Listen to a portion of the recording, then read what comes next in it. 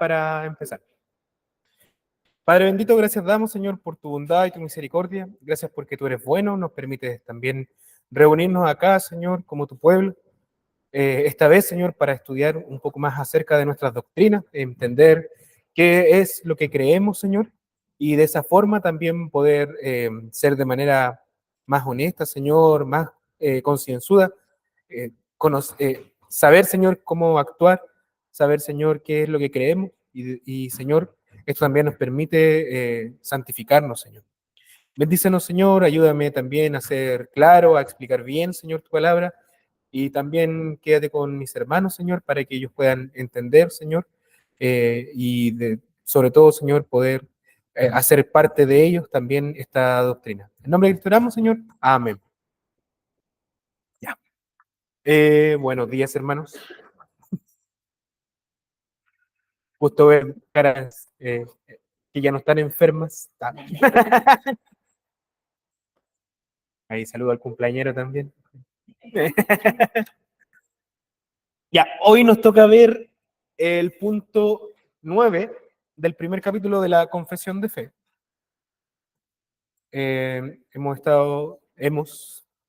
Dijo el patúo, y casi ni he estado en las clases, pero se ha estado hablando acerca de las Escrituras como el primer capítulo de la Confesión de Fe. Hoy nos toca el punto 9, y el punto 9 nos va a hablar acerca del método correcto de interpretación de la Escritura, la manera en que debemos correctamente interpretar y cómo debemos hacer uso de esto. Entonces, la Confesión de Fe dice: la regla infalible de la interpretación de la Escritura es la Escritura misma. Por tanto, cuando hay duda acerca del total y verdadero sentido de algún texto, el cual no es múltiple sino único, debe investigarse y entenderse mediante otras partes que hablen más claramente. Entonces tenemos la confesión de fe en ese primer punto, y lo primero que vamos a hacer es abrir nuestra Biblia en Segunda de Pedro, capítulo 1. Segunda de Pedro 1, versículos 20 y 21.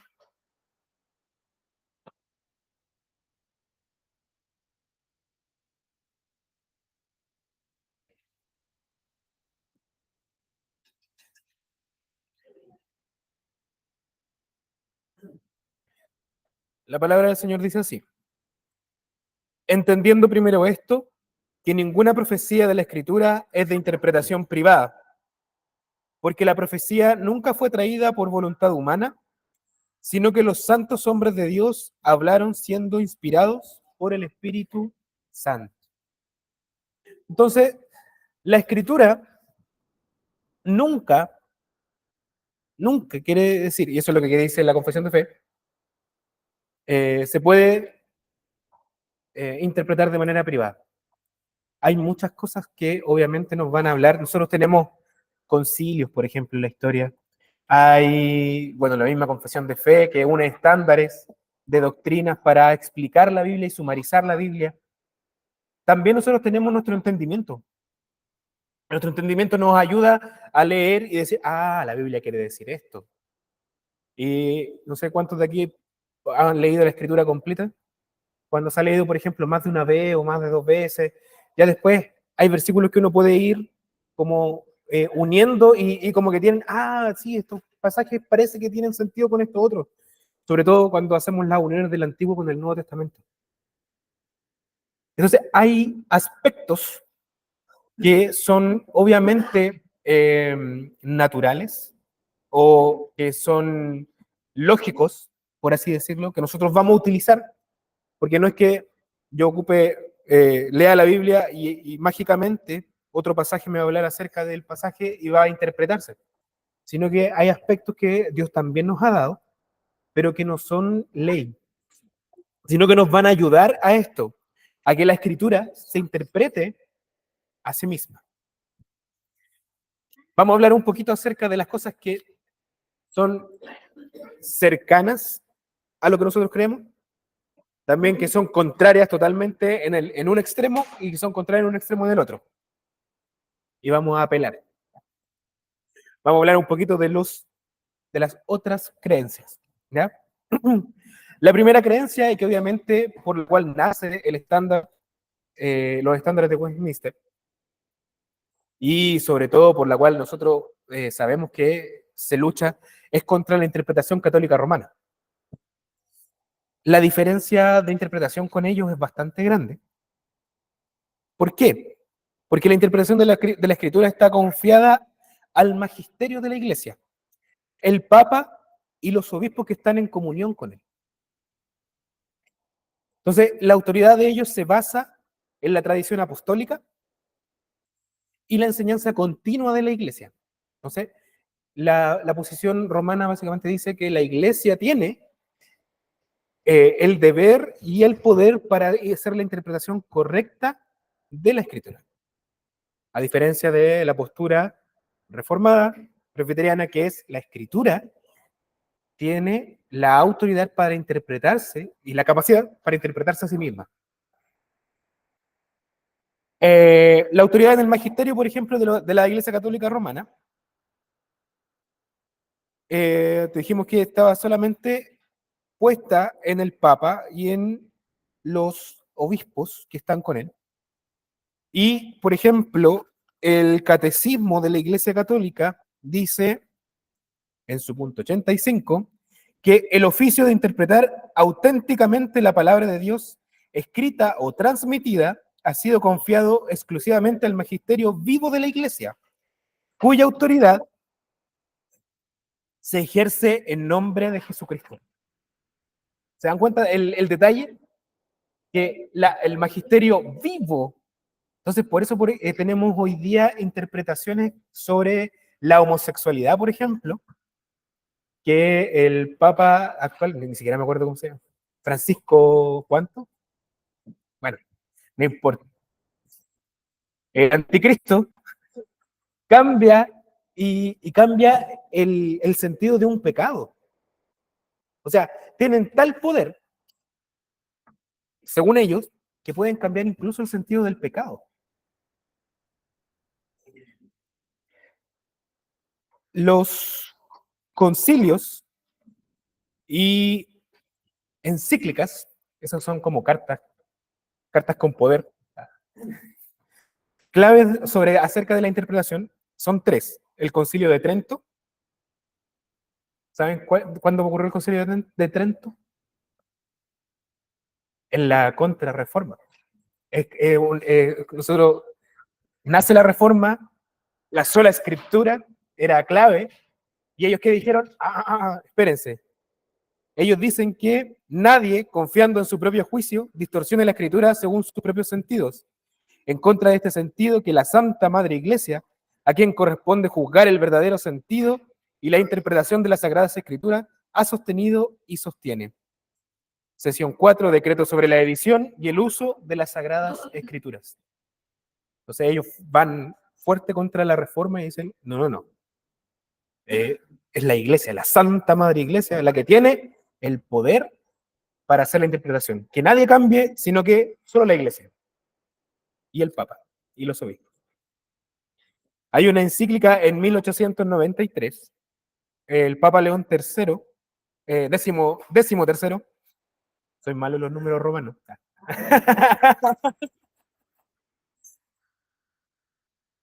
se llama Providentissimus Deus.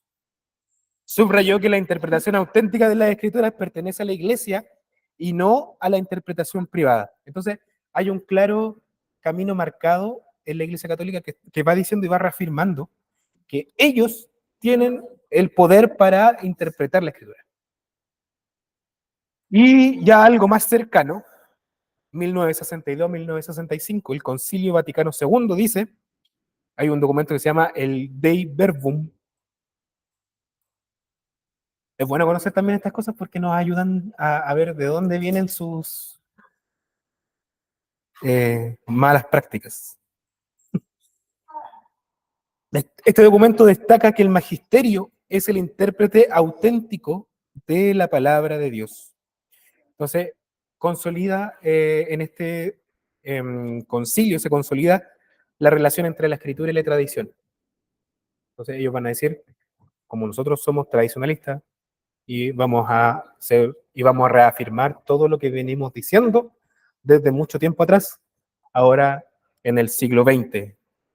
Entonces, toda la interpretación de la escritura y toda la doctrina referente a esto, eh, como vimos, se desarrolla y se formaliza durante varios siglos. El Concilio de Trento fue en 1540, esta encíclica que les nombraba fue en 1800 y esto fue en 1960. Entonces, vemos una relación directa de ellos siendo los intérpretes y de por qué nosotros tenemos estas afirmaciones tan claras acerca de que la escritura tiene la autoridad de interpretarse a sí misma y no nosotros.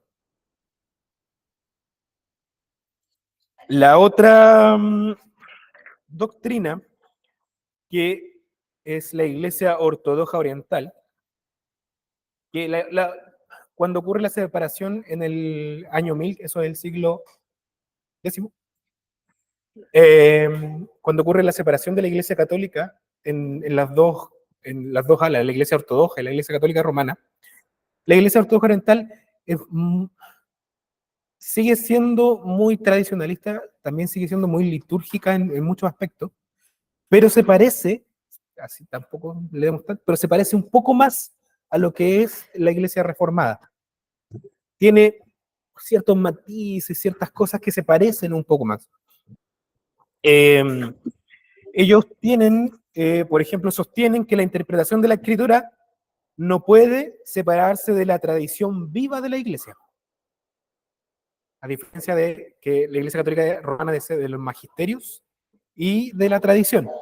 Ya, la Iglesia Oriental Ortodoxa habla acerca de la tradición viva de la Iglesia, porque, claro, hay muchos concilios, por ejemplo, como el concilio de Nicea, que hacen también afirmaciones acerca de la interpretación de la Escritura. Entonces ellos dicen, no, la tradición nos dice que tenemos que creer estas cosas también. Entonces, por ejemplo, ellos dicen, la interpretación auténtica se realiza en el contexto de la liturgia, los escritos de los padres de la iglesia, de los primeros siglos, y la enseñanza de los concilios ecuménicos. No investigué mucho más allá, pero asumo que ellos se referían a esos concilios que nosotros también creemos válidos. Por ejemplo, como el concilio de Nicea. Ah, muy bien, Ángelo. Ángelo del pasado. Concilio, porque puse las fuentes. Concilios ecuménicos. Enseñanza de los primeros 7 concilios ecuménicos. Por ejemplo, el de Nicea, el de Constantinopla y varios más. Los escritos de los padres de la iglesia que nombré, San Basilio el Grande, San Gregorio Nacianceno, San Gregorio de Niso y otros como Juan Crisóstomo. O sea, tienen referencias más antiguas, más a la tradición eh, y a sus prácticas y tradiciones. No tanto como los católicos que tienen más al magisterio. La iglesia anglicana, por ejemplo, que ya se va acercando un poquito más a lo que nosotros creemos o percibimos, tiene un triángulo que se llama el triángulo anglicano, que está equilibrada entre la escritura, la tradición y la razón. Tiene esos 3 puntos como autoridad de interpretación de la escritura. Por ejemplo, ellos dicen efectivamente que la escritura es la autoridad suprema, pero su interpretación se realiza en ese diálogo de las 3 partes. Los 39 artículos de la religión, especialmente el artículo 6 y el artículo 20, hablan acerca de esta relación entre ellos. Pero no es tan claro o no es tan conciso como lo es el estándar de Westminster, que dice que la escritura se interpreta a sí misma y ella es la autoridad. Obviamente después en el punto 10, que vamos a estudiar la próxima semana, habla acerca del juez supremo, que es el Espíritu Santo. Pero ya se ha esperado la siguiente clase. Y en el libro de oración común que ellos tienen, que refleja básicamente sus prácticas, Porque ustedes saben, la doctrina, lo que nosotros creemos, está escrito aquí, esto dice lo que nosotros creemos que la escritura afirma. La escritura afirma esto, básicamente. Esa es como la relación. La escritura afirma, resumido, aquí está resumido lo que la escritura afirma acerca de las doctrinas. Y la teología práctica, básicamente, es el culto, por ejemplo, la liturgia. Entonces, ellos en su libro de oración es como la teología práctica. Y su teología práctica es bien mala. Entonces, la autoridad última no es la escritura. Tienen un libro de oración común. Entonces, esa es su interpretación en la vida litúrgica y su interpretación es mala, nosotros creemos, es equivocada, porque nosotros tenemos una interpretación de la liturgia que creemos que es la correcta, si no, no la tendríamos. O sea, no tiene sentido. Voy a hacer algo que creo que no es correcto, mejor no lo hago. Las iglesias luteranas, que son como los padres de la reforma, los que empezaron con la reforma, creen en el principio de la sola escritura con el inicio de con Martín Lutero, ese que nadie conoce. Entonces, pero ellos afirman, obviamente, que la escritura es la única fuente infalible de autoridad para la fe y la práctica cristiana. Sin embargo, también reconocen el valor de las confesiones de fe luteranas, como la Confesión de Augsburgo, para la interpretación de la escritura. Ellos también tienen es muy similar, pero de nuevo, voy a ir al tema de la liturgia. Cuando la doctrina se hace práctica, las tradiciones pesan mucho, porque la liturgia luterana también difiere mucho de la liturgia reformada que nosotros manejamos y practicamos. Entonces, la anglicana y la luterana, claro, en los términos específicos de interpretación se parecen mucho, que afirman la autoridad a la escritura, pero a la hora de hacer práctica esa doctrina, se escapan o se van mucho de vuelta al romanismo. Entonces, sí, efectivamente, ellos tienen catecismos, ellos tienen confesiones, ellos tienen, y son muy parecidos. Pero a la hora de decir, efectivamente, la escritura es mi autoridad de la liturgia, se nos cae.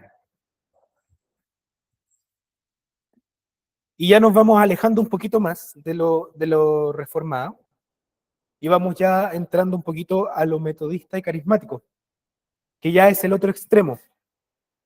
Ya no son tradiciones por arriba, ya no son magisterios, ya no es la escritura, sino que ya vamos al otro lado, a la interpretación ya más privada.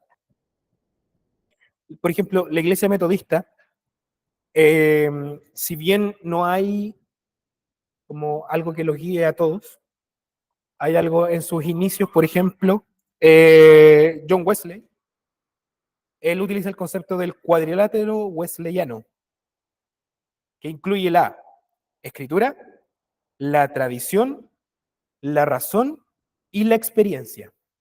Esas cuatro son las fuentes o las bases para el wesleyanismo o el metodismo para definir la interpretación de la escritura. Entonces, era la escritura, la tradición, la razón y la experiencia. ¿De dónde sacamos esto? Bueno, de sus sermones, por ejemplo. Hay varios sermones que hablan acerca de esto, cómo interpretar la escritura.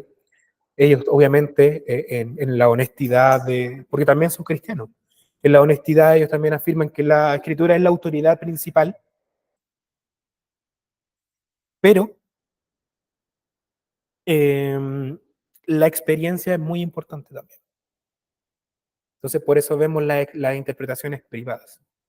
Al contrario, la confesión nos dice que cuántas interpretaciones hay de un texto. Es único. No es lo que a mí me parece o lo que yo creo que puede ser, sino que es lo que la escritura me quiere decir que es. Y ya hablando de iglesias cristianas, tenemos las pentecostales y carismáticas. Y esto ya enfatiza en la guía del Espíritu Santo privado como su interpretación de la escritura.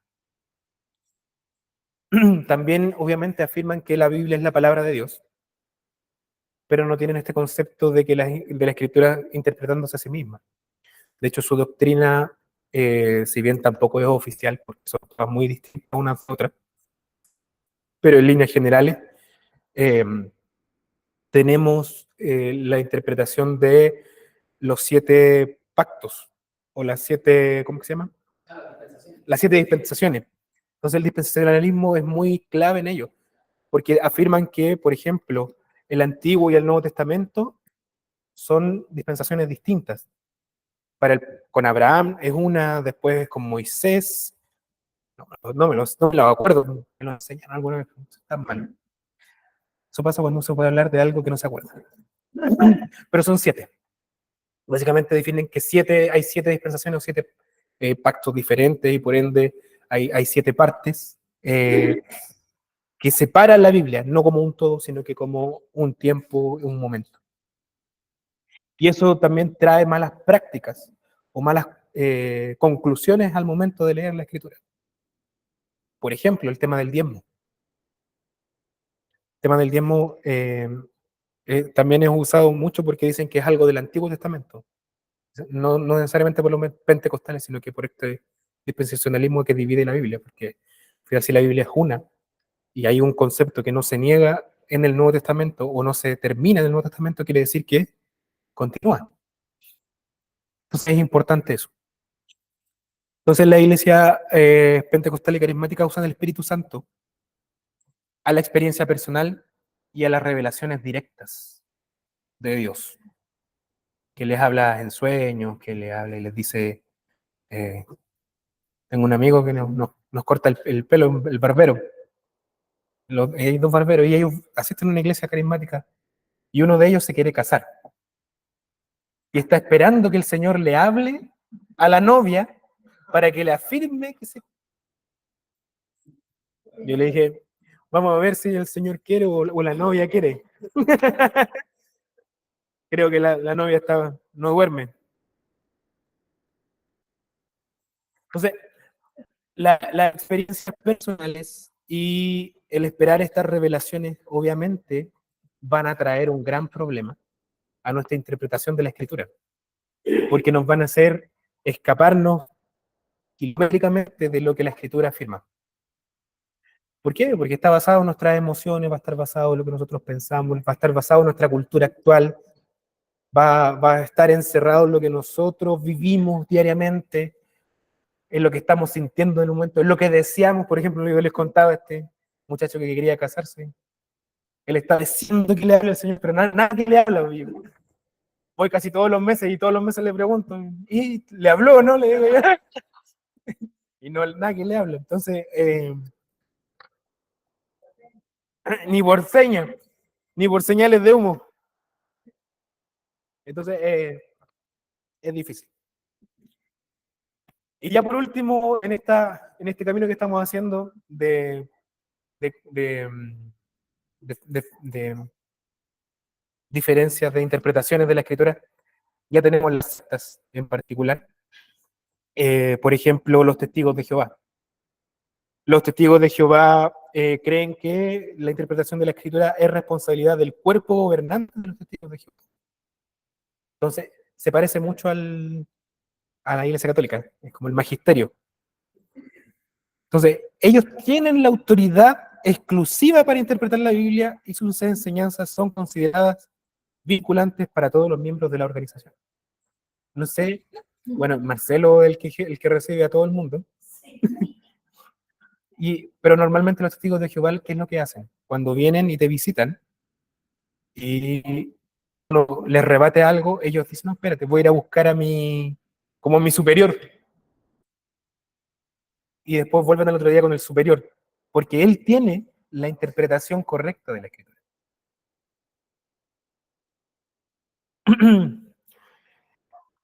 Eh, en el Atalaya ellos tienen básicamente estos conceptos eh, y en sus libros y revistas que básicamente están como a la mano de cualquiera, que ellos ofrecen.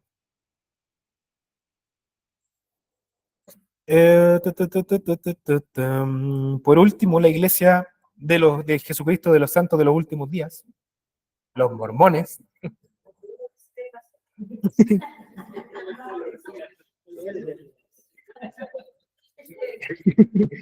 ellos creen en la Biblia como escritura, pero también consideran eh, otros textos sagrados como el libro del Mormón. Está el libro del Mormón, Doctrina y Convenios, otro libro, y La Perla de Gran Precio.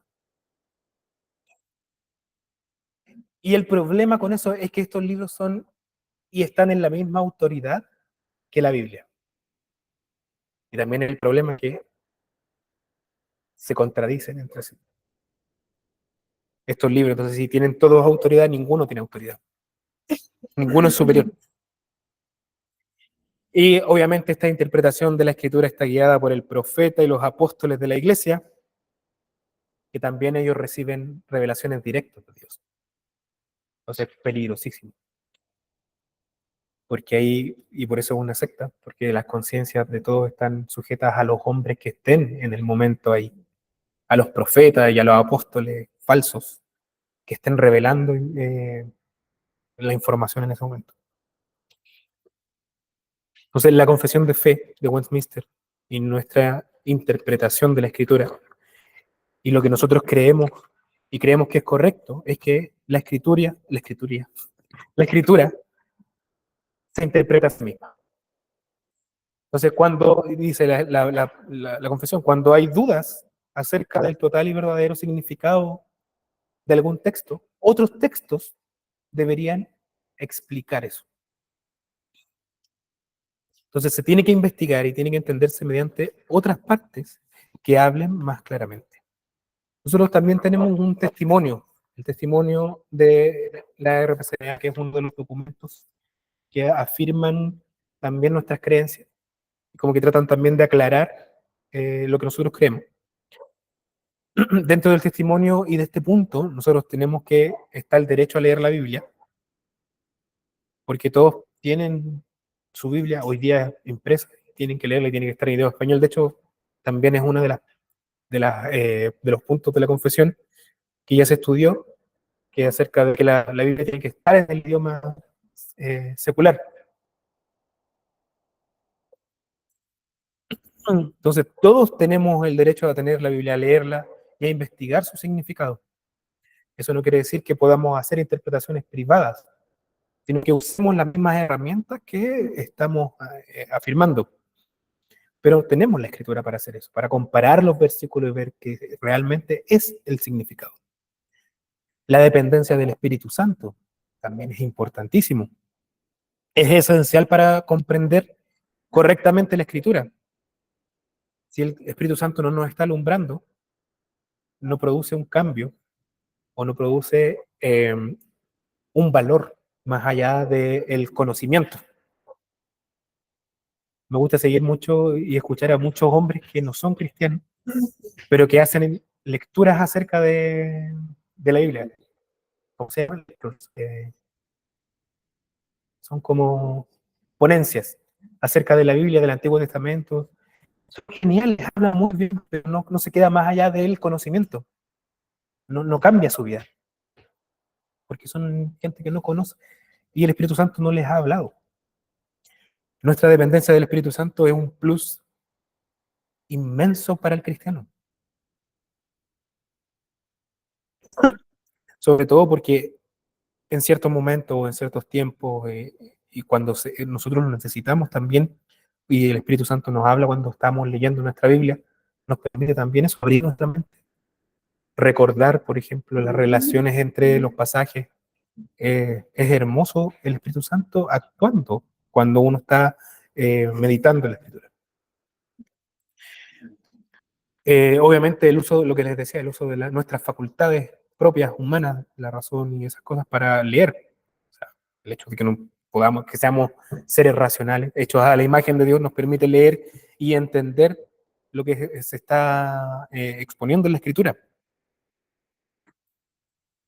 La autoridad de la Escritura es otro punto que habla el testimonio de la RPCNA, que la sumisión a la autoridad de la Escritura es un principio central para nosotros. La Escritura es la norma suprema por la cual todas las doctrinas y prácticas deben ser juzgadas. Por eso le mostraba también la relación, por ejemplo, luteranos, anglicanos, ciertamente en doctrinas son muy, muy similares, pero al momento de llevar esas doctrinas a las prácticas, como que nos arrancamos y nos escapamos. ¿Por qué? Porque básicamente en la práctica pareciera ser que la tradición tiene más peso que la escritura. El consejo y la enseñanza de la iglesia tampoco dejan de ser. Y afirma el testimonio también lo mismo. Nosotros tenemos hombres brillantes en la historia de la iglesia, desde el principio de la iglesia, que han hecho interpretaciones magníficas acerca de la escritura, y otras equivocadas también. Y ahí, de nuevo, nos toca poner a la escritura como autoridad. En la iglesia reformada se habla mucho de Juan Calvino, por ejemplo, pero Calvino también define los oficios, hay más oficios de lo que, por ejemplo, nosotros tenemos como, que son los ancianos y los diáconos. Entonces ahí, por ejemplo, creemos que Calvino se equivoca, porque la escritura nos enseña otra cosa. O sea, la autoridad al final siempre tiene que ser la escritura misma, pero eso no deja de ser que uno pueda consultarlos, pueda saber qué es lo que ellos pensaban, y de nuevo, ir a la Biblia y ver si realmente es lo que está diciendo. Otro ejemplo que tengo en la cabeza, también de Juan Calvino, el comentario, por ejemplo, de Jonás, que me tocó predicar la semana pasada. Él decía, y él afirmaba, porque Jonás dice, el mensaje que tenía que traer Jonás era, en 40 días ustedes van a ser destruidos. Pare de contar, no decía nada más la Biblia. Y Calvino decía, probablemente el mensaje de Jonás era más extenso, hablaba de más cosas. Probablemente, pero la escritura no me está afirmando eso, o no es lo que está registrado. Entonces, no puedo hacer afirmaciones que la Biblia no hace, por ejemplo. Tampoco quiero decir que yo soy más sabio, pero esta conclusión también la llegué porque otros hombres también decían lo mismo, que son más sabios que yo. Es útil. Es útil también tener el consejo del pastor, de los hermanos, de hombres que han vivido años y siglos atrás que uno, pero eso no quiere decir que son la autoridad. Y finalmente la obediencia a la escritura, lo que les decía. El, eh, el obedecer la escritura, el llevar a la práctica correctamente lo que la Biblia afirma y que cambie nuestros corazones, hacer válida la autoridad de la escritura. Porque, claro, nosotros, lo que decíamos, tenemos la conciencia de que la escritura, la sola escritura, de hecho, cuando uno era más cabro, andaba puro afirmando los 5 puntos y no tenía idea de todo lo demás que implicaba. La sola escritura quiere decir que la autoridad la escritura tiene autoridad. Y cuando nosotros dejamos de darle la autoridad a la escritura en nuestra vida, estamos contradiciendo lo que se supone que creemos. Porque no es solamente el leer los pasajes, es interpretarlo y hacerlo parte de nuestra vida. Entonces, la enseñanza práctica, el llevarlo a la vida, eh, es lo complicado. No sé si hay preguntas, comentarios. Este es el momento. ¿Sí? ¿No? ¿No? ¿Sí? ¿Está claro? Juli.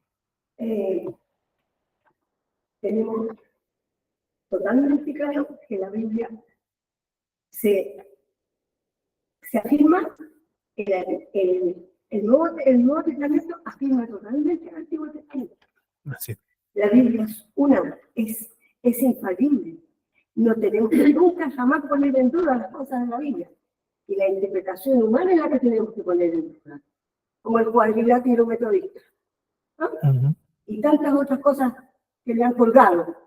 El hombre con su humanidad quiere arreglar y echa a perder más. Nosotros como hijos del Señor tenemos que tener claro.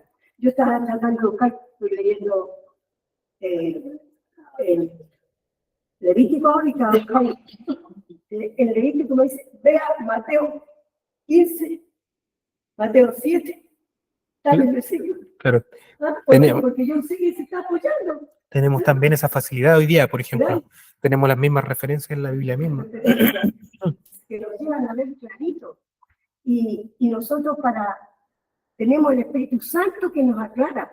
Así. Uno está leyendo algo de Dios, de historia, y de repente no se da ni cuenta cómo está en un momento tan especial con Dios. Está como teniendo una comunión especial, porque la palabra se revela a sí mismo y nos muestra a Cristo.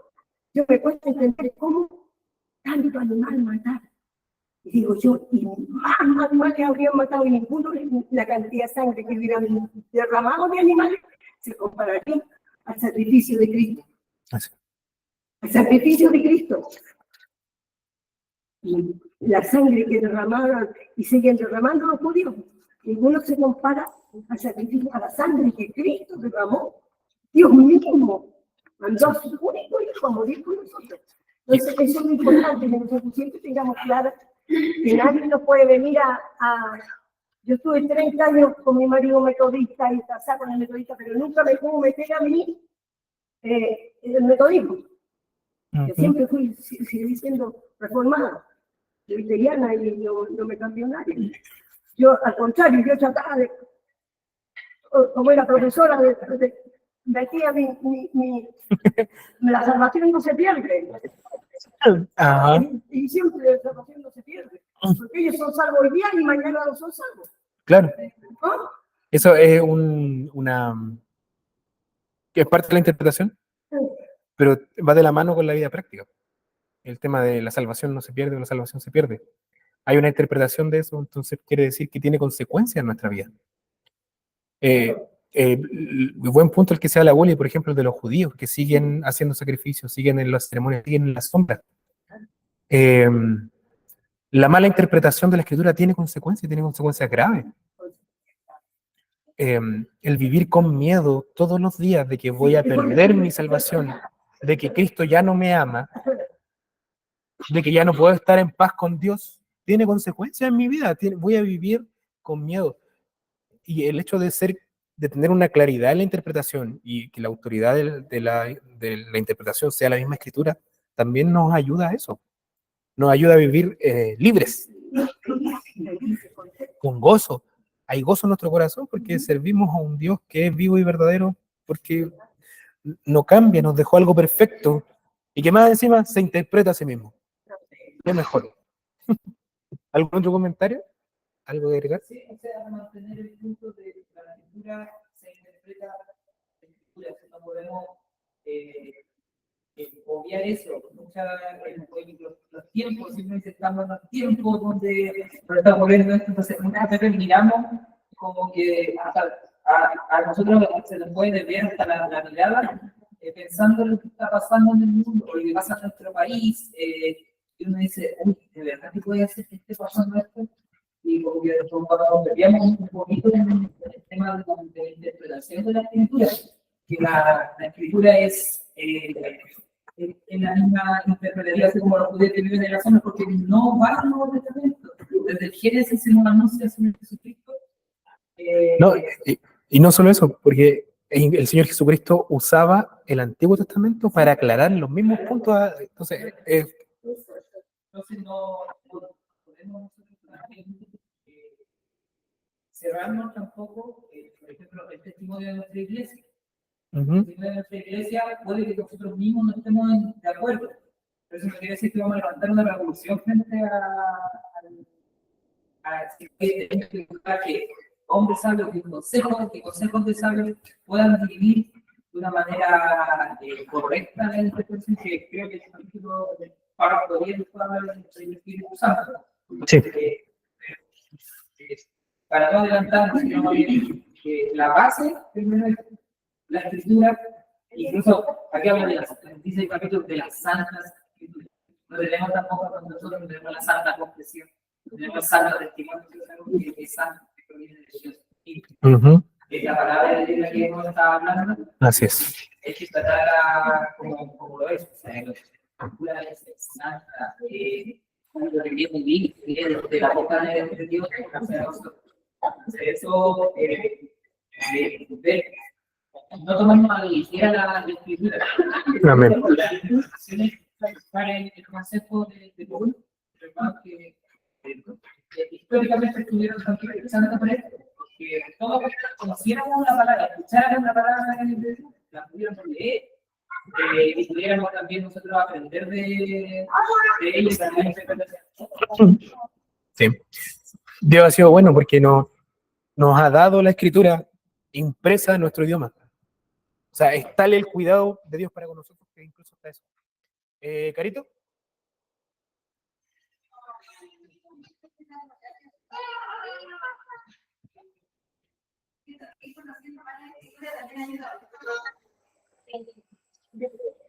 Yo que esto como humanos, algunas cosas alrededor, son los últimos días que ya no están viendo los últimos tiempos, porque ella viene a avanzar y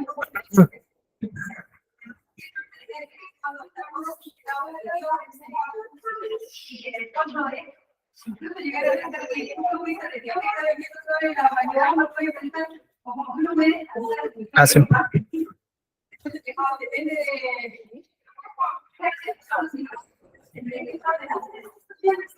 que ya todo va entonces, no entra por esa ansiedad que digo dicho de que a punto de que sacar el mundo con 3 kilómetros de la Claro. sí, la gente va en la empresa está hablando de de la asamblea y que hermanos cristianos que hacen como hablan del Antiguo Testamento así como ellos, allá lejos, allá es este pueblo. Claro.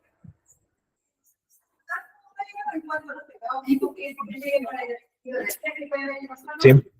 Es como falta de medio de poder aceptar que le puedan afectar una y que siente también que la tengan así para que eso no lo había visto nunca. Entonces, yo ahora, como que se me dice, yo digo, corazón de mi ser, que no, que esas cosas, y me hace sentir como esa libertad.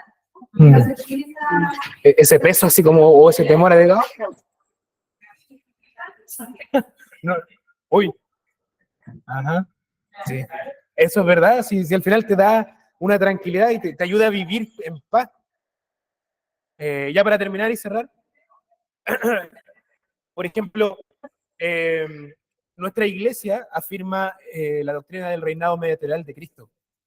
Y a modo personal, esa cuestión iba a decir, perdón, esa doctrina como que me terminó de cerrar el círculo. El tener la certeza de que Jesús es rey y está reinando, y es rey sobre todas las cosas, te da primero tranquilidad, te da paz porque sabes que el que está reinando es Dios mismo, que murió por nosotros, y por otra parte, también te da un propósito, porque quiere decir que nosotros tenemos una misión que es poner a todas las naciones bajo sus pies. Entonces, es como que, ok, ahora sí entiendo, ahora sí tengo propósito. No es que voy todos los domingos simplemente, sino que tengo un propósito de conquistar. Y el Salmo 2 también está como muy relacionado y habla muy bien de eso. Ya, vamos a orar entonces para terminar, hermano, agradeciendo al Señor por la clase de hoy. Querido Padre, gracias, Señor, porque a través, Señor, de tu palabra, conocemos, Señor, quién es la verdadera autoridad. Sabemos, Señor, que eres tú mismo, Señor, a través de la Escritura. Gracias, Padre, porque nos has dejado algo que es perfecto, algo, Señor, que no tiene falla, y además, Señor, se interpreta a sí misma cuando es difícil. Ayúdanos, Señor, a entenderla, a leerla, a vivirla, sobre todo, Señor, para que esta autoridad que decimos afirmar sea cierta en cada punto y aspecto de nuestra vida y existencia. Bendícenos, Señor, prepáranos ahora para el culto público, Señor, y guíanos en la adoración posteriormente. En Cristo oramos, Señor. Amén. Gracias, hermanos. Señor les bendiga.